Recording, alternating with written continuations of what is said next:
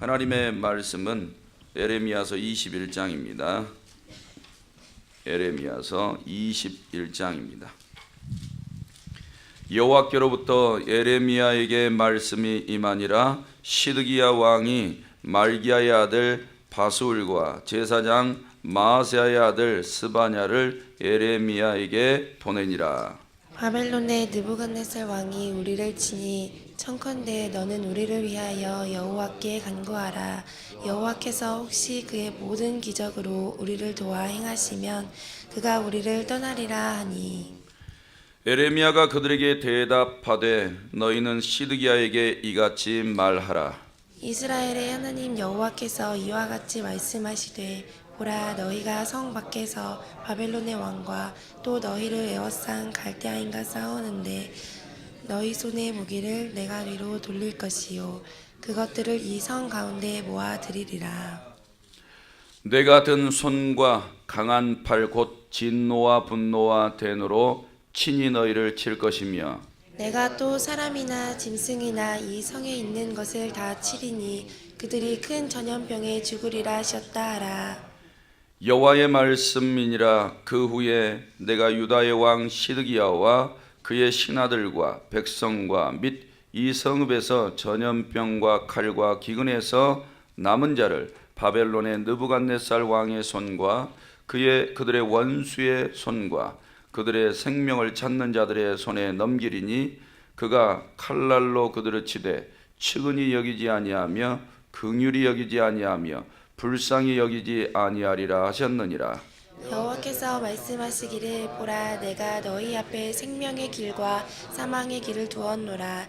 너는 이 백성에게 전하라 하셨느니라. 이 성읍에 사는 자는 칼과 기근과 전염병에 죽으려니와 너희를 애워싼 갈대아인에게 나가서 항복하는 자는 살 것이나 그의 목숨은 전리품같이 되리라. 여호와의 말씀이니라. 내가 나의 얼굴을 이 성읍으로 향함은 복을 내리기 위함이 아니요 화를 내리기 위함이라. 이 성읍이 바벨론 왕의 손에 넘김이 될 것이요 그는 그것을 불사르리라. 유다 왕의 집에 대한 여호와의 말을 들으라. 여호와께서 이와 같이 말씀하시니라. 다윗의 집이여, 너는 아침마다 정의롭게 판결하여 탈취당한 자를 압박자의 손에서 건지라. 그리하지 아니하면 너희의 악행 때문에 내 분노가 불같이 일어나서 사르리니 능히 끌 자가 없으리라. 여호와의 말씀이니라. 골짜기와 평원 바위에 주민아 보라.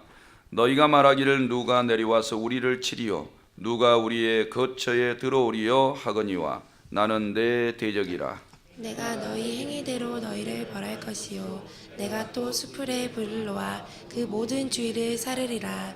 여호와의 말씀이니라. 아멘. 이렇게 고백하시겠습니다. 하나님 사랑합니다. 하나님 사랑합니다.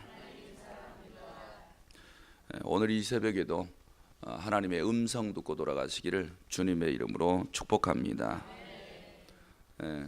명절이신데 고향에 안 가시고 새벽기도 나오셨으니까 오늘은 응답 많이 받으실 줄로 믿습니다. 오늘 본문 1절에서 2절은 시드기야 왕이 요청하는 내용이고 3절에서 7절은 시드기야 왕에게 패망을 예언하는 내용이고 8절에서 10절은 백성들에게 항복하라고 권하고 있는 내용이고 11절에서 14절은 유다 왕가의 공평함을 행하라고 명령하시는 내용입니다. 이때 당시 정황을 보면 지금 시드기야 왕이 등장하고 있는데요. 시드기야는 2차 포로기에 들어가는 왕입니다. 1차는 누가 포로로 끌려갔냐? 그의 조카 여호야긴 왕이 1차로 포로로 다 끌려갔습니다. 그리고 2차 지금 시드기야는 바벨론에 의해서 세워진 왕이죠. 그러니까 섭정 비슷하게 바벨론의 말을 듣고 그대로 따라가야 되는 그런 상황입니다. 이런 상황 속에서 반 바벨론 쿠데타가 일어나는 거죠. 일어나는데 시드기야가 거기에 들어가요. 하나님은 에레미야를 통해서 항복해라 이렇게 나오는데 야, 우리가 저거 이길 수 있어. 우리가 대항하자. 이 편에 들어간 거라고. 그러니까 아직도 정신을 못 차리고 있는 겁니다. 그래서 2차 또 포로로 끌려가는데 하나님의 예언이 보통 무서운 게 아니에요. 그런데 이게 그대로 일어납니다. 1절에서 2절 말씀에 시드기야가 에레미야에게 사람을 보내서 기도해 달라고 그러죠. 근데 이런 과정에서도 얼마나 하나님이 기분이 안 좋으실지 그런 것들을 생각해 볼 수 있어요. 1절에 보면 여호와께로부터 에레미야에게 말씀이 임하니라. 시드기야 왕이 말기야의 아들 바스울과 또 제사장 마아세야의 아들 스바냐를 예레미야에게 보내니라 그랬어요. 여기서 뭐가 보이세요? 자기가 직접 안 갔지요. 하나님께서 복 주시는 왕은 어떻든가요? 히스기야 왕, 요시야 왕. 하나님 앞에 무릎 꿇죠. 그리고 하나님 앞에 직접 나가요. 지금 이 두 번째 포로로 끌려가느냐 마느냐 이런 상황인데 본인은 기도 안 합니다. 그리고 제사장 한 사람 보내고 선지자 한 사람 보내요. 이렇게 보내면 뭐 다 될 줄 아는 모양이죠. 그러니까 하나님은 도움만 주면 되는 하나님이에요. 자기가 하나님 앞에 가서 엎드리질 않아요. 하나님의 뜻을 물어야 되는데 그냥 하나님이 도와달래. 구원만 시켜주면 되는 거예요. 그러니까 이런 교만함들이 있는 거예요. 이런 신앙이 지금 이 왕에게까지 잘못된 신앙이 되어 있는 겁니다. 집안에 문제가 있으면 부모부터 무릎 꿇어야죠. 교회가 문제가 있으면 담임 목사님부터 무릎 꿇는 겁니다. 회사가 문제가 있으면 회장님부터 무릎 꿇어야죠. 우리나라 정부가 문제 있으면 대통령부터 꿇어야 됩니다. 그런데 왜 남 시키고 있느냐? 정신 못 차리는 거죠. 아직도 살만한 거죠. 뭐가 믿고 기댈 만한 게 있는 거죠. 그러면 사람들은 절대 본인이 직접 안 나가요. 그러니까 제사장 한 사람 보내고 선지자 한 사람 이렇게 보내면 에레미야가 어떻게 응답 잘 받아서 좋은 소식을 줄 알았는 모양이죠. 지금까지 에레미야의 입에서 떨어지는 모든 말들은 한결같은데 너희 망한다. 빨리 회개하고 돌이켜라. 그리고 나중에 바벨론 치려고 할 때 어때요? 그때는 항복하라 그러잖아요. 오늘도. 그래야지 너희 살 거라고. 이런 말이 입에서 뻔히 나왔는데 지금 전혀 듣지 않고 있는 겁니다. 2절에 보니까 바벨론의 느부갓네살 왕이 우리를 치니 청컨대 너희는 우리를 위하여 여호와께 간구하라. 여호와께서 혹시 그의 모든 기적으로 우리를 도와 행하시면 그가 우리를 떠나리라. 그래서 100% 믿지도 않아요. 그러니까 믿음 없이 기도를 시작하는데 무슨 응답이 오겠어요? 이 새벽에 기도에도 마찬가지죠. 아이고 혹시 응답 주시면 받고 안 그러면 말고. 이런 믿음이시면 시드기야하고 다를 게 없죠. 응답은 이미 받는 겁니다. 할렐루야. 아니 다니엘 보셨잖아요. 기도 시작할 때 하나님이 이미 네 기도 시작할 때 네 기도 다 받았다 이거지. 나머지는 응답을 받을 때까지 기다리는 거예요. 받을 때까지. 그 응답을 가져올 때 마귀가 막으니까 그 응답이 나에게 내 품으로 탁 들어올 때까지 기도로 승리하셔야지. 그런 성도가 되셔야 될 줄로 믿습니다. 혹시라는 신앙 버리세요. 절대 안 됩니다. 하나님은 믿고 구하는 자에게 주겠다 그랬지 의심 적당하게 섞어가면서 내가 이렇게 새벽기도 보이는데 하나님이 알아서 언젠가는 해주시겠지 이런 믿음이 아니에요. 사랑하는 성도 여러분, 도전 받으시고 시드기야 같이 혹시라도 우리는 교만 떨어서도 안 되고 항상 내 스스로가 엎드리되 하나님의 뜻을 먼저 구하는 신앙심이 되셔야 될 줄로 믿습니다. 그 다음에 3절에서 7절 말씀에 보면 시드기야 왕에게 패망을 예언하죠. 3절에 에레미야가 그들에게 대답하되 너희는 시드기야에게 이같이 말하라. 4절에 보니까 보라 너희가 성 밖에서 바벨론의 왕과 또 너희를 예워싼 갈대아인과 싸우는 데 쓰는 너희 손의 무기를 내가 뒤로 돌릴 것이요 그것들을 이 성 가운데 모아드리리라. 바벨론하고 싸우려고 너희 무기 준비한 거 다 걷어들여. 다시 너희 성으로 다 걷어들여. 뭐하게요? 하나님이 그걸로 유다인을 치겠대. 성도님들이 지금 손에 쥐고 있는 거, 그래서 힘이 될 만한 걸 가지고 하나님이 우리 자신을 쳐버리겠다는 거예요. 지금 아마 여기서 쓰고 있는 무기들은 사느냐 죽느냐 이 문제일 거예요. 그래서 가장 완벽한 싸움 정신과, 그렇죠? 군기 팍 들어가고, 그 다음에 최정의 부대와, 그 다음에 최고의 작전과, 그 다음에 최고로 좋은 무기를 최전방에 설치하고 이렇게 전쟁을 준비할 텐데 그거 싹 걷어들이래. 그리고 유다인들을 쳐버리겠다. 기가 막혀. 성도님들, 그래서 우리가 가지고 있는 건 믿을 것도 없어요. 부모가 자식 믿을 것도 없고 자식이 부모 믿을 것도 아니에요. 믿음의 대상은 하나님 한 분밖에 없는 줄로 믿습니다. 내 뜻대로 살아갔다가는 내가 당해요. 내 생각대로, 내 마음대로, 내 감정대로, 내 방식대로, 내 습관대로 살아갔다가는 내가 망한다. 우리는 우리를 지으신 이의 뜻대로 가야 돼요. 할렐루야. 그분의 뜻 붙잡고 그분이 명령하신 말씀에 그저 순종해야 될 줄로 믿습니다. 그럼 어떻게 치냐? 5절에 보니까 내가 든 손, 강한 팔, 곧 진노와 분노와 대노로 친히 너희를 칠 것이며. 하나님 엄청나시죠? 진노, 분노, 대노, 이 세 가지가 궁금하시면 말 겁나게 안 들으시면 돼요. 그럼 내 뜻대로 해보시면 돼. 그럼 이 세 가지를 확실히 아시게 될 테니까. 그 다음에 6절에 내가 또 사람이나 짐승이나 이 성에 있는 것을 다 치리니 그들이 큰 전염병에 죽으리라. 하나님이 지금 직접 심판하시는 거예요. 여기 1인칭이 나오잖아요. 내가 계속해서 하나님이 직접 해결하시겠다, 이 문제를. 그래서 큰 전염병으로 다 죽이는데, 그 다음에 보니까 거기에서 살아남은 자들 어떻게 하시는지 한번 봐보세요.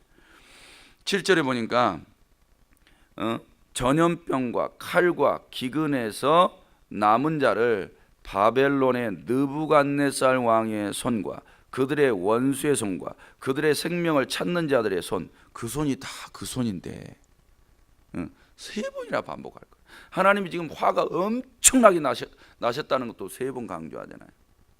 그 다음에 하나님이 채찍을 들어서 치겠다는 것도 지금 3번이나. 세 나라를 들어서 치는 게 아니라 한 나라를 들어서 그냥 치는 거예요. 근데 이 정도로 하나님이 지금 죄에 대해서 싫어하세요. 분노하고 계신다. 그리고 또 3번 나와요. 333, 오늘 아주 333 나오네요. 그 다음에 측은히 여기지도 않고 긍휼히 여기지도 않고 불쌍히 여기지도 않게. 하나님. 그러니까 한번 하나님이 화가 나셔서 채찍을 드시면 살아날 구멍이 없어요. 그런데도 그 다음 말씀 봐봐요. 살아날 구멍 찾고 있어. 기가 막혀. 절대 하나님 앞에 안 돌아가. 이런 사람 속에는 성령님이 역사하지 않습니다. 그리고 회개 운동도 지금 일어나지는 않아요. 지금 에레미야는 한결같이 지금 예언하고 있잖아요. 하나님의 입에서 떨어진 말씀 받아가지고 너희 이렇게 망한다. 하나님이 엄청나게 지금 진노하신다. 채찍을 들어서 치는데 전혀 불쌍히 여기지 않겠다. 이런데도 다른 방법 생각해요. 그런데 참 우리 인간은 어리석은 것 같아요. 뇌를 뽑아가지고 세척해서 다시 집어넣을 수도 없고 어떻게 하면 좋아요? 말씀 이미 답으로 다 줬는데 더 이상 뭐를 또 찾는답니까?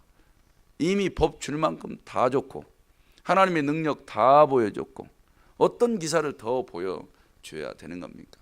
이 시드기야가 아직도 생각이 엉뚱한 거죠. 하나님 앞에 무릎 꿇는 신앙이 없으니 그저 하나님의 종들 보내가지고 기도하면 하나님이 무슨 기적과 같은 기사를 보여주셔가지고 도와주시면 문제 끝, 이렇게만 생각하고 계십니다. 자기가 하나님 복받을 만한 신앙으로 변화될 것에 대해서는 전혀 생각하지 않는 거죠. 자기가 그릇이 안 되면 하나님이 하나도 인정하지 않고 그 주변 상황을 정리해 주시지도 않는데 자기는 쏙 빼놓고 도움만 바라고 있다니까. 하나님께서 이렇게 예언을 주었는데 8절에 10절 말씀에 보면 항복하라는 권면에도 안 들어요. 그래서 8절에 이렇게 이야기를 합니다. 여호와께서 말씀하시기를 보라, 내가 너희 앞에 생명의 길과 사망의 길을 두었다. 두 길을 두었는데 너는 이 백성에게 전하라. 9절에 이 성읍에 사는 자는 칼, 기근, 전염병으로 죽으려니와 너희를 에워싼 갈대아인에게 나가서 항복하는 자는 살 것. 요 사람은 무슨 길 가는 거예요? 생명의 길. 항복하지 않는 자는 사망의 길.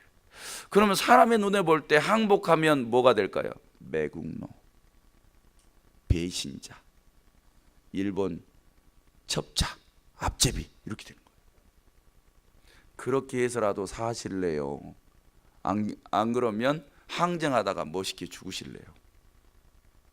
어떻게 하실 거예요? 하나님 말씀 따라갈래요? 그래도 난 매국노가 돼도 괜찮아. 나는 하나님의 말씀이면 돼. 이거 선택하실래요? 아니면 분위기 따라가실래요? 답 나왔잖아요. 성도 여러분, 매국노되라는 거예요. 지금 무슨 구원을 베풀어 주시는 거예요? 부끄러운 구원. 부끄러운 구원. 그동안 말해도 귀에 딱지가 않도록 하나님께서 말씀을 해줬는데도 안 들어먹었으니까. 진노가 떨어질 때 이제 하나님의 마지막 말씀이라도 듣고 생명의 길을 가려고 하는 사람들은 부끄러운 구원이라도 주겠다는 거예요. 수치스러운 구원. 사랑하는 성도 여러분, 죄가 우리를 이렇게 만들었어요. 그러니까 오늘도 죄 죽이기를 하시기를 바랍니다.